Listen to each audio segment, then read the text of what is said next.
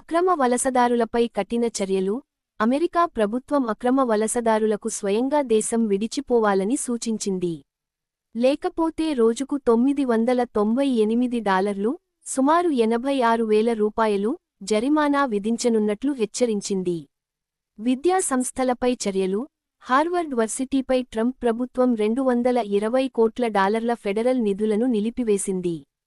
Varsity నిర్ణయాలు ప్రభుత్వ సూచనలకు విరుద్ధంగా ఉన్నాయని పేర్కొంది. వాణిజ్య యుద్ధం. చైనా, అమెరికా మధ్య వాణిజ్య యుద్ధం ముదురుతోంది. చైనా తాజాగా బోయింగ్ జెట్ విమానాల దిగుమతిని నిలిపివేసింది. వీసాల మంజూరు.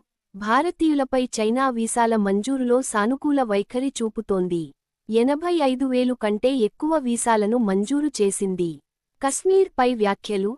పాకిస్తాన్ ఆర్మీ చీఫ్ ఆసిఫ్ మునీర్ కశ్మీర్ను తమ జీవనాడిగా పేర్కొన్నారు.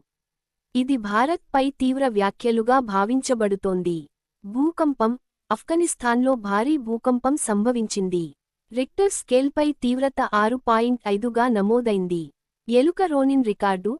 కాంబోడియాలో ఎలుక రోనిన్ 109 ల్యాండ్మైన్లు, 15 పేలని బాంబులను గుర్తించి గిన్నీస్ రికార్డులో స్థానం సంపాదించింది.